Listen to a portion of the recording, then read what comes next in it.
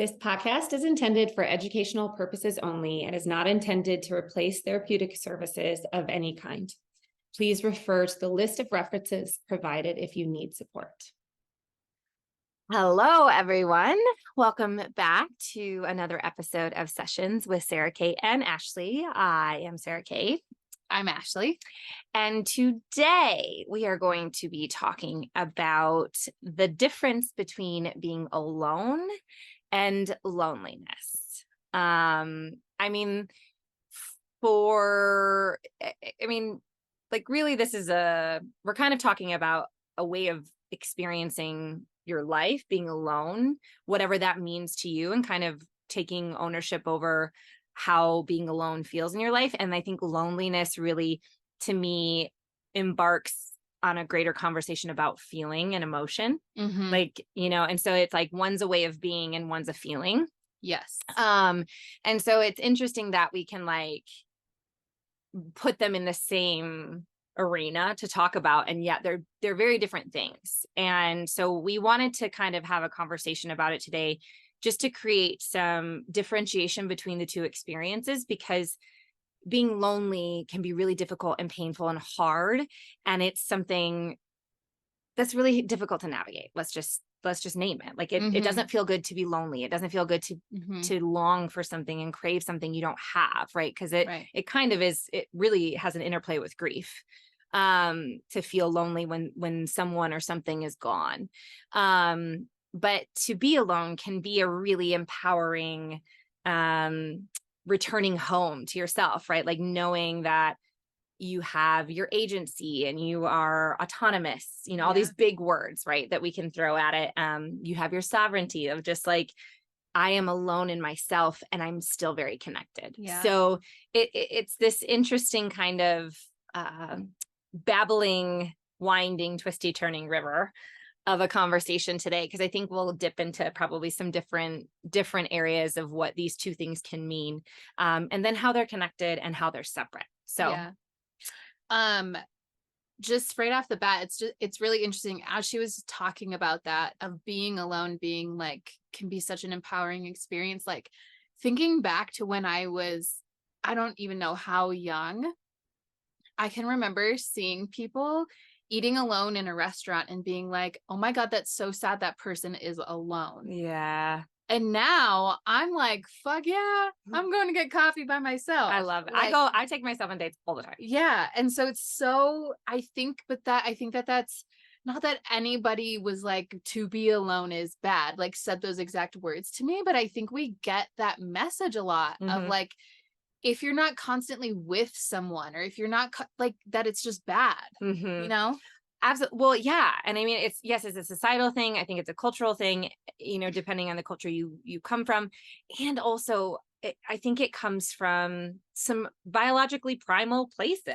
Totally. Where it's like our safety was dependent upon connection and being in community, and our safety, especially for women, let's not jump around this one. Women needed to have a partner to survive. It's our worth, it's our value.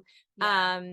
So it really, we're coming from a historically driven kind of mentality, as well as, just a societal perceived, even to this day, it's like, being single, when people would say, why are you still single? Oh God. I mean, I wanted to throw up immediately, and be like, here's why. Yes. I just vomited on your feet. Yeah. But it's this God. really, really gnarly perception of your completeness, your wholeness, your worth.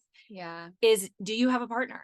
Are you in a tell relationship? people I'm happy. Yeah. Yeah. They get so pissed because I just got sick of answering the question. Leave me alone. I'm single, because I haven't found somebody who you want to be with. I wanted to be with. Yes. And that is one of the things when we're talking about women needed somebody to survive, we get to make a choice now.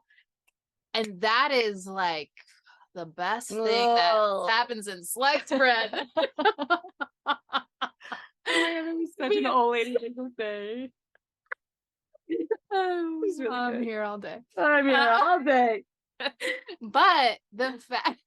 But truly, the fact that we get to make a choice, that's why I'm not with someone. I haven't found somebody who or I hadn't found somebody who was willing to be in a partnership, maybe was like the real thing. But like, aside from like all of that, like, why is that the first question we ask people? Yeah. You know, like that's like another thing that's placed on us. Then that means like, oh, I'm not in partnership. Usually they're referring romantically. Like they never ask like, oh, do you have friends? Well, what's your Right? community like? Yeah, You know, exactly. Like, what is, yeah. what are the things that you love to do? And like, who are the people that you surround yourself with? You Right. know, it really boils down to like, okay, what do you do and who are you with? Yep. Do you have a person? So And why don't you have kids? and why don't you have kids? Yeah, that's a whole nother podcast, I'm sure.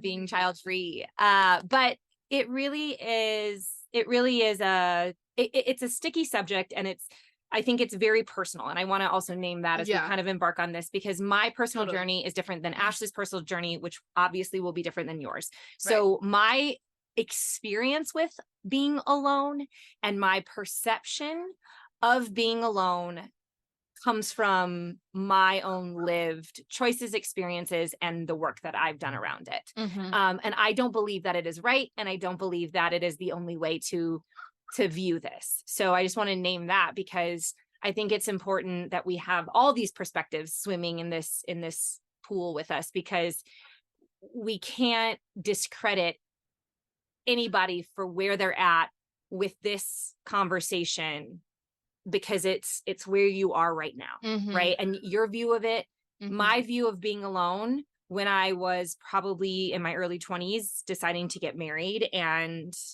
choosing that life for myself, that life path, is very different than when I chose to get divorced.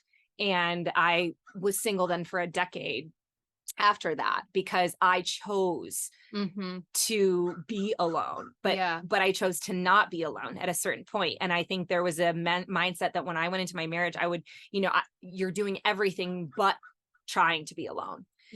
And so I had to reconcile a lot of that. And something Ashley and I talked about early on that I think this can be the jumping off point between being alone and loneliness, is I was actually not alone in my marriage because I was legally bound to this person.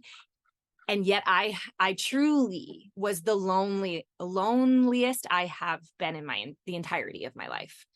I was so lonely in that relationship. And this person is incredible, very kind, very loving. I do not have disrespect for them in any way, shape, or form in this.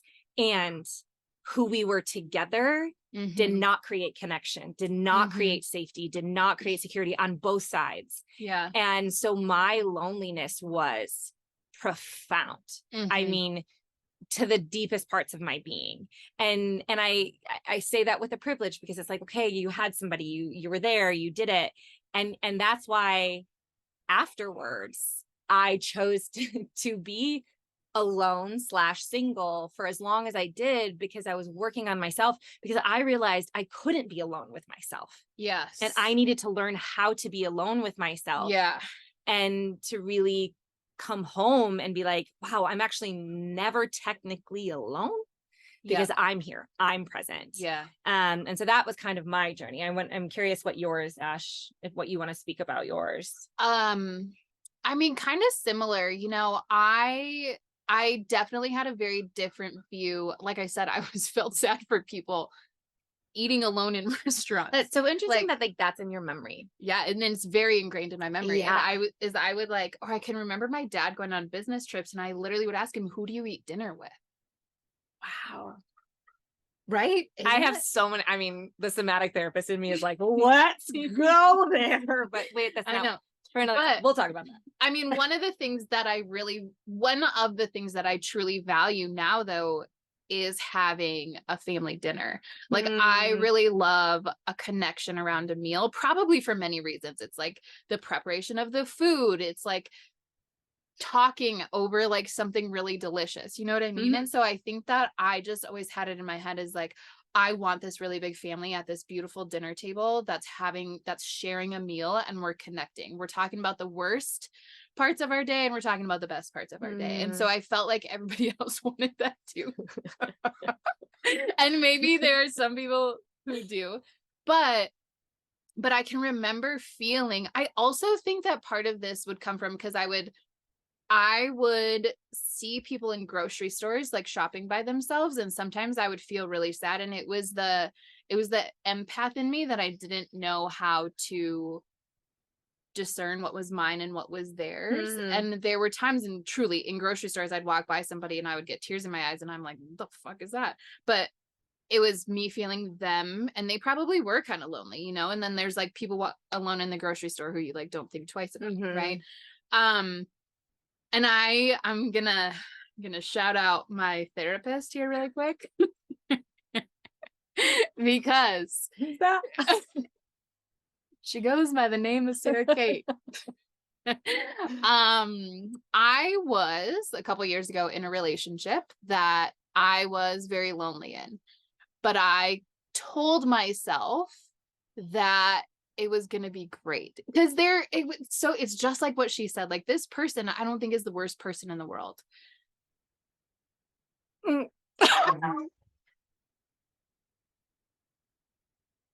I mean, that pause. We can move on. Yeah. So, well, that's true. I really don't think that. I really they're don't not think the that. worst person in the No, world. they're not. We weren't good together, and I really, really wanted it to be Yes, good. I really, really, really wanted it. And in a session, well, actually, let's give a little more backstory because this is kind of funny.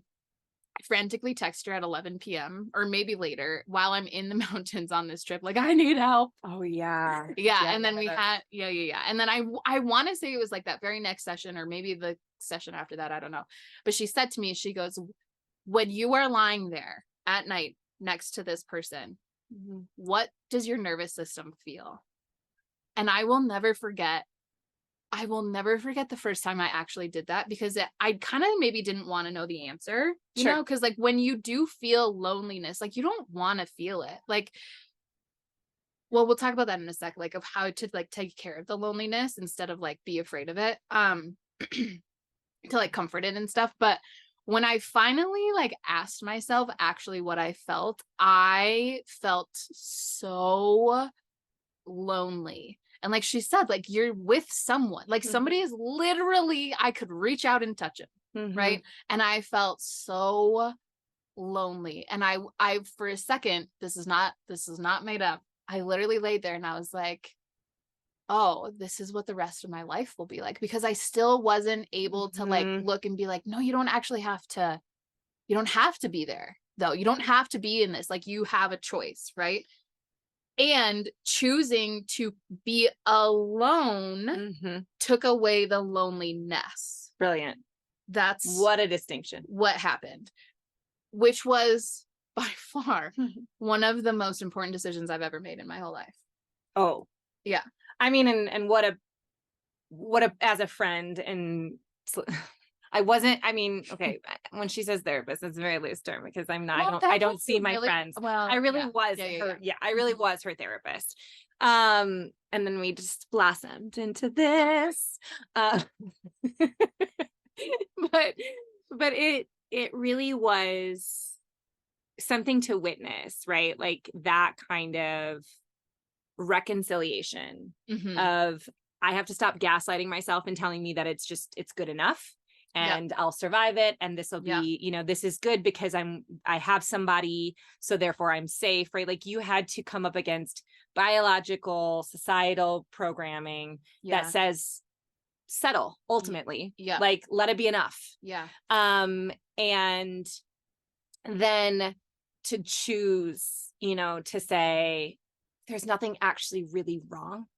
Yeah. There's nothing that's like, there's no abuse per se. There's nothing glaringly fractured here. Right. And yet I still know that I can't stay. Right. Yeah. It's when we stop gaslighting ourselves, to be quite frank, to some degree, and depending on the situation. But to watch you kind of navigate that and then choose to do your work on the other side is really, it's really something to experience, because it shows an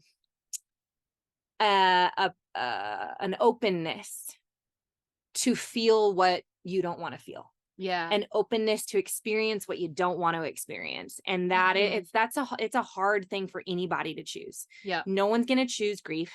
No, I mean, maybe some people are, but it's rare that we want to live in our grief. It's rare that we want to live in our pain. It's rare that we want to live in our anger. It's rare that we want to live in our loneliness. Like, these are not emotions that are comfortable. They're not emotions that we are easily, navigable. Like, it just is one of those things that's like, God, this feels so intense in my body. Yeah. How do I suppress it? How do I get rid of it? And I think even, I'm curious. So I asked Ashley, what are we talking about today?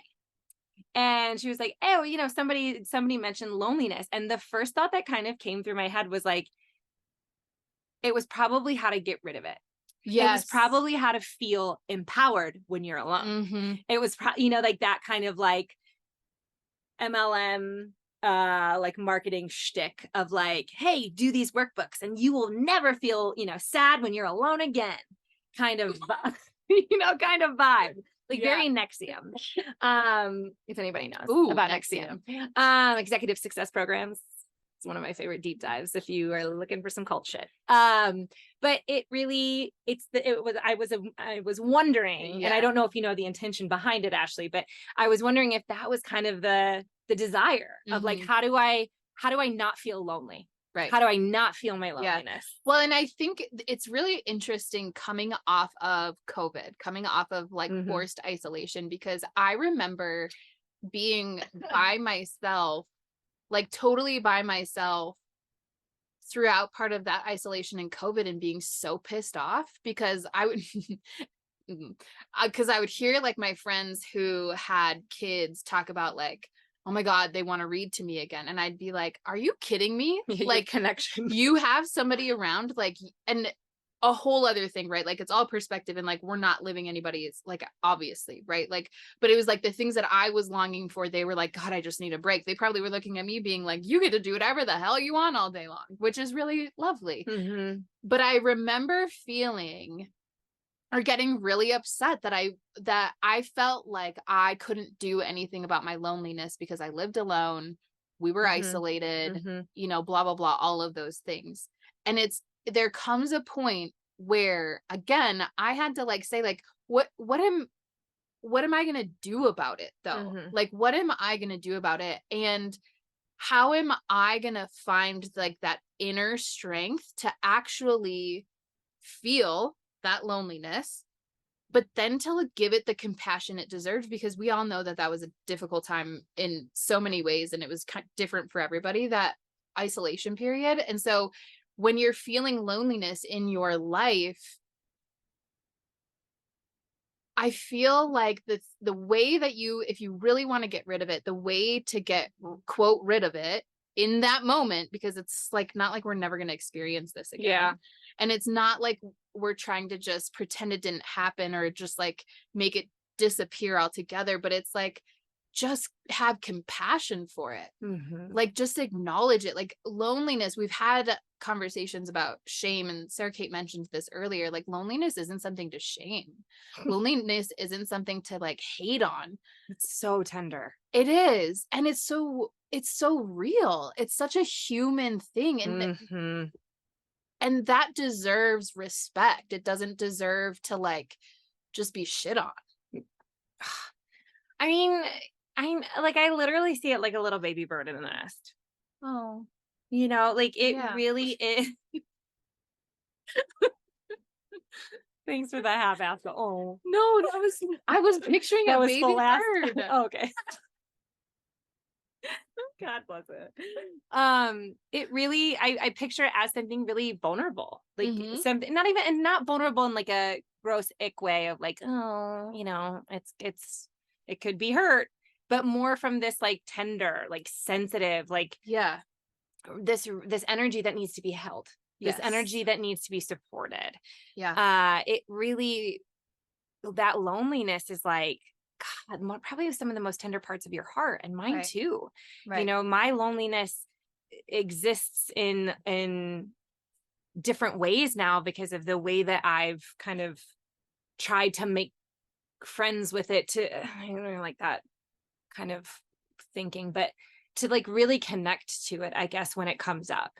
And the ache that I have is for typically people who have have passed, and there's a Mhm. loneliness for their energy, what their Mhm. energy was in my life on this plane. But it's that longing for something. And so for me, a way that I kind of step in and support my loneliness is I look at it as that, like, what am I missing right now in my life? Mhm. What is it that I'm lonely for? Mhm. Is it for someone who just gets me? I don't have to say more than 2 words, and that person Mhm. is like, got it, dialed in. Here we go. Or is it like loneliness, like where I'm like, I have not been with myself. It's almost like this loneliness I get from my own being Mhm. now, where I'm like, God, I have not had solitude. I have not had time to be creative and build, on things that I'm really passionate about. I haven't had time to like really understand how I feel about something without Mhm. being involved with everybody else that's also surrounding something, a thing. It just is, it's like this loneliness and this ache for my own presence Yeah. and for my own attention. So it's amazing how now when my loneliness does come up, I try to understand what is missing then, Mhm. what the ache is for, and how do I then find ways to support that. Not that I'm trying to change it, not that I'm trying to get rid of it, but I'm just trying to figure out ways. It's like, if you have a broken arm, you put a sling around it, right? Mhm. So you're not saying you have to just hold it all day long next to your body. You can actually just rest it in this, Mhm. mechanism that's going to help kind of alleviate your tension pattern with it. Right. And that's what working with sensation and somatics is kind of focused on. Yeah. And I think, Sarah Cate is talking about she's asking like what is missing. And while it is oftentimes super helpful to have somebody help facilitate these conversations with yourself, Mhm. ultimately the answers are only going to come from you, Mhm. because she mentioned this already, is her experience is different. She's going to need different things than Mhm. I'm going to need, and what you're going to need. And I think too, what can happen is we rely too heavily on others To fill it. to fill it. And it's not fair to put that responsibility on somebody else, but it's also not fair to yourself to take that away from your agency over who you are and everything that makes you up. Because when you are in a position where you're working towards understanding these sensations, your body needs to know that it's trusted to give you the sensations that don't feel as comfortable too. Yeah. If you're only paying attention to the good, quote, good, like love or happy or whatever, right? And as soon as something uncomfortable comes in, you try to give that away and have somebody else tell you what to do, your body's not going to trust you. Mhm. And we talk so much about that, like coming home and being back with yourself. This is part of it. Mhm. And it doesn't mean that this is always fun and it's like rah love Probably it. majority of the time not. Yeah, but it's like, but again, like it's what you get on the other side with yourself Mhm. is worth the uncomfortableness. Mhm. And once you feel the uncomfortableness, it I don't want to say it necessarily, like, it's not like it just all of a sudden becomes easy, but you start to learn how to work with it. Like Sarah Kate can look and say, like, what am I missing? And allow the answers to come in. And be with the tears. Yeah. And be with the constriction in my chest and that like emptiness in my belly. Like, it's not about those sensations necessarily changing, Right. just because I'm engaging with them. Yes. It's just I'm present to them and I'm like, oh wow, yep, there it is. There's those feelings. Ugh, this is awful. Yeah. This is hard. This Yes. is painful. Yeah. So what do I do? Yeah. I mean, what a conversation. I mean, literally thinking about all those things in my body, my whole system was just like, Yeah. Mm-hmm. But Mm-hmm. and again, but it's important that we bring that up because I want to normalize like the fact that we feel icky. Yeah. And the fact that we feel Yeah.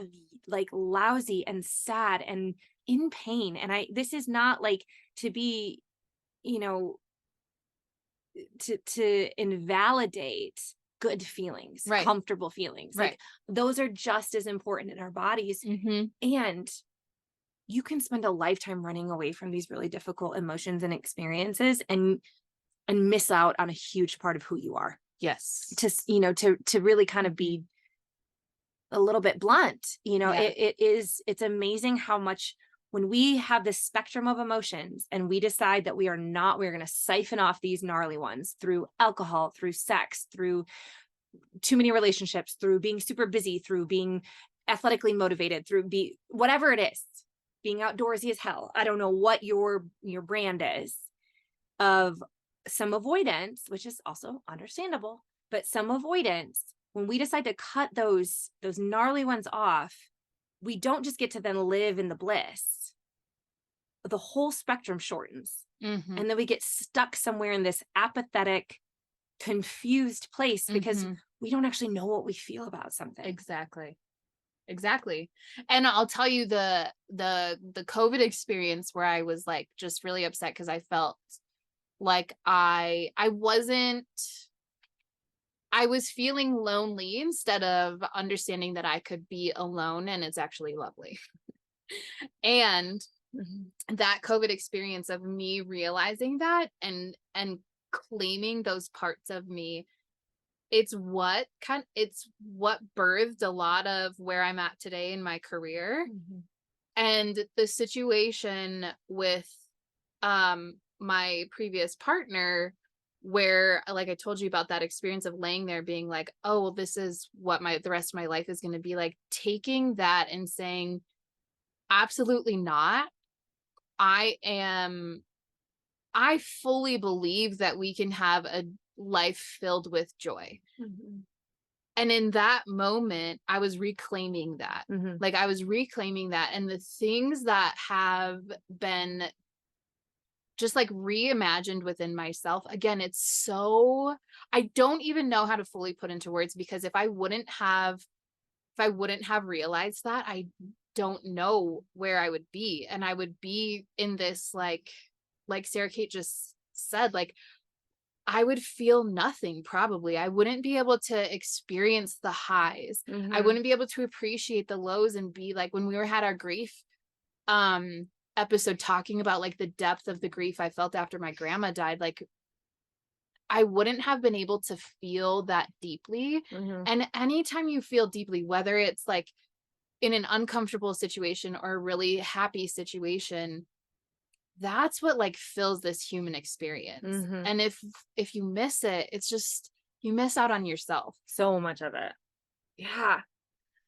When you're talking, I have this client that I've been working with for a while, and what a dear, sweet soul she is. And she's really having this like transformation, right? She's like mid-20s, like really coming into her adulthood, and was raised in a really difficult childhood home, some alcoholism, narcissism, probably some borderline personality disorder stuff, like really, really heavy kind of constrictions around her being herself, knowing what she liked, knowing what she wanted, because her entire life was spent orienting around her caregivers and like what they needed. And she would just like build her life around that. Started doing that in relationships with partners, relationships with friends, and, got into some really painful situations because of that. And we've been working really hard. She's set massive fucking boundaries with her family. Like, gives me chills right now thinking about her courage to do that with people who've always been so imperative in her life, right? Your caregivers are the ones that like essentially keep your survival. And when we become adults, sorry guys, we don't need you. We get to become our own parent.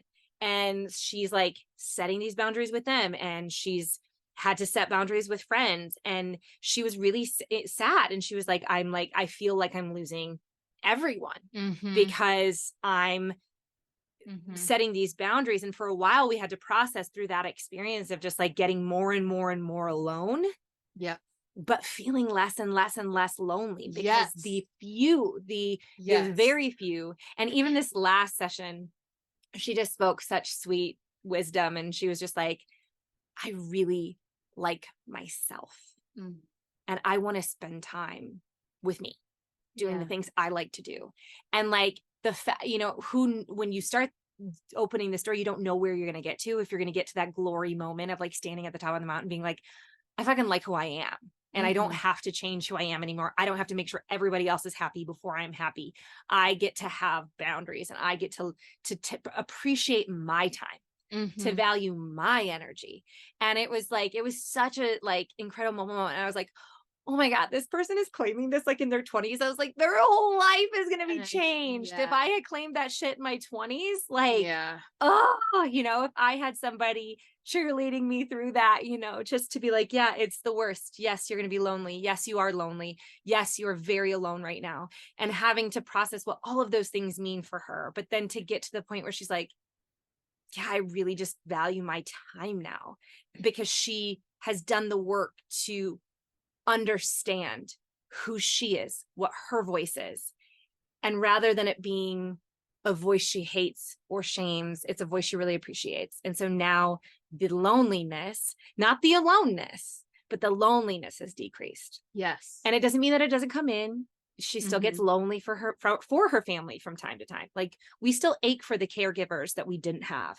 Yeah. And so there's still that coming in, and I'm sure someday she'll build a community again, but we even talk about that.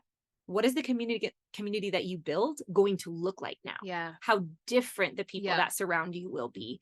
And sometimes it does take a complete and utter, like, ruin is the road to transformation. It's one of my favorite quotes, but Elizabeth Gilbert. But it really, to me, was kind of a really important story to kind of actualize this a little bit more, of like the concept of the aloneness versus being lonely, and how it's okay to still be lonely. Right? We can still long and ache and be lonely for. And when I say okay, I don't mean like deal with it, it's a fine. I'm saying like feel it, and then figure out best you can how to support yourself through it. Yeah. And that that's takes where, time. it takes time. And that's where support can be super, super helpful. And if you get anything out of that story, I mean, this girl is in her mid-20s, like if we Leaps and had, bounds. like if we had this when we were younger. Oh my God, in our teens. Golly. In our teens, the type of, relationships we would have had in our early 20s. Yeah. Shut up. That's incredible. But I think, use that as like your reminder that this can be for anybody. This isn't for just the select chosen few. You choose yourself. That's how you become one of those. You choose yourself. Nobody has to choose you for you. You don't have to be at a certain level. Like, you don't have to get somewhere first and then decide to do it. You can decide to do it right now where you are, because right now where you are is perfect. And that's all you need. All you need is yourself. And so let that be like, just sit with that story and like, let it fill you with some inspiration to maybe just take the tiny little step to ask yourself what's missing. Yeah. And to reconcile for you what being alone and what being lonely, the difference between those things for you. Yeah. Because, I work with so many women, and a lot of them are moms, and they're like, God, I would give anything for a long time. Yeah. And like what that means. But then to work with like women also outside of partnership, and they're like, I would crave anything to have a partner to fight with. Yeah. So it is all kind of this, we're all in our journey with it. We're all in our coming home. We're all in our reclamation. We're all in the process to some degree at some point. Some of us have completely done the work. Some of us are just starting. And then there's everybody in between. And so it really is an exploration. Yeah. Right. Like the somatic into your somatic experience of loneliness. And sometimes when we become these like little explorers, like Dora, going into the internal world with their backpack and starting to explore these things of like, what does it feel like when I'm lonely? Ooh, like I said, I felt it and I was like, oh God, whoa, that one's gnarly. But what do I do then to take care of myself? If I'm missing something, if I'm longing for something that I can actually change, then maybe that'll give me a little motivation to figure that out. If it's something I can't change, allowing is a really big part of this. Allowing it to just exist. Like, Mhm. I'm sad about this thing. I'm lonely. And that's hard. Yeah. Right. It's validating and acknowledging your emotional experience and letting your feelings be real. Yeah. Stop trying to be like, no, I should be empowered and I should be fine being alone or whatever it is. That's not useful either, because that brings in the shame Yeah. of what you're actually feeling. Yeah. Yeah. And if you're asking yourself, well, okay, guys, like, sure, if I ask myself what's missing and I feel like, how am I going to know? Or Mhm. like, how am I going to just take a deep breath? Because when I said that the answers are not in anybody else, they're Yes. in you, I mean that with every ounce of me. But if you're constantly asking, well, how will I know? How will I know? How will I know? How will I know? Mhm. You're going to miss it.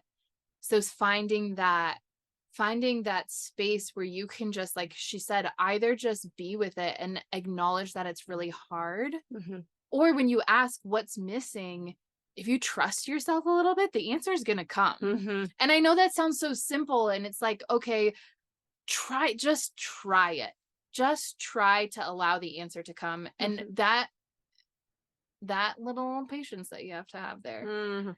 can be tricky, but just try it, because I promise you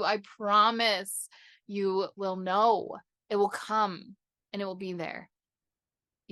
In time. Yes. And that's where I think, to your point, if the trying means that you might have to let it in a lot. Yeah. It might become a really strong companion for a while. Mhm. You might become acutely aware of how lonely you feel and how often that is. Mhm. And the more time that you get to know it, Mhm. the more time you get familiar with it, Mhm. like she said, that it will come to you.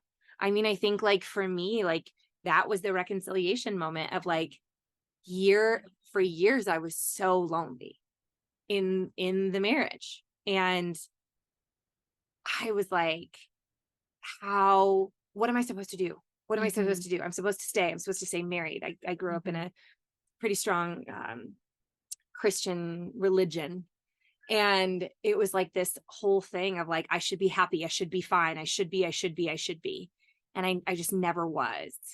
And when I listened to the loneliness long enough, and it got dark, it was rough.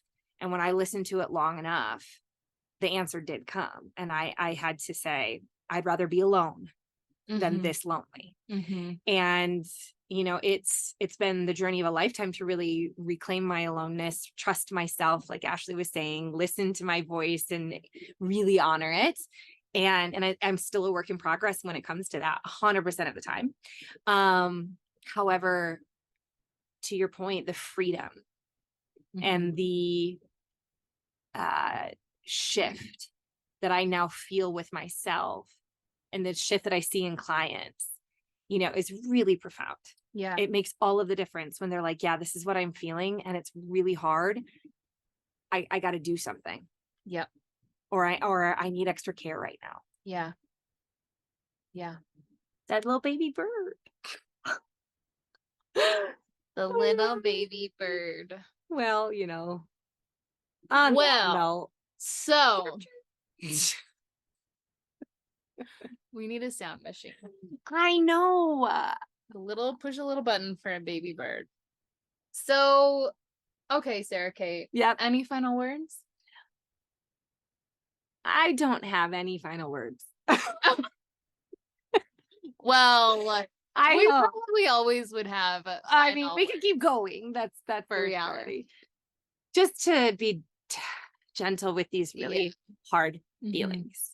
And hopefully, this is an invitation for you to explore a little bit of that kind of concept of alone and the feelings of loneliness. And maybe there's a potential that you'll act with a little more kindness.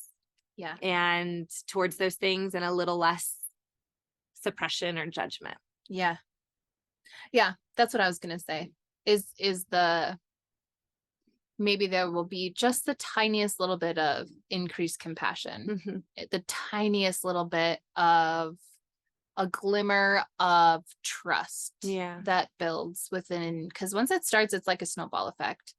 I just hope that, you know, through all of this, really what you're saying when you like when you try and when you practice trusting yourself and when you practice the compassion for these really uncomfortable and hard things, is that you're worth it. Mhm. And I just pray that like everybody knows that they're worth it. We can hold that little hope. Okay. Okay. Okay. Well, Woo, loneliness is something. That's a tough one. It's a tough one. I can honestly say I've never felt lonely next to you. Sarah. Oh, that makes me really happy. It's so true. Same. Ugh. Okay, we gotta We go. love you. We love you, clearly. Okay, we'll see you next time. Bye. Bye.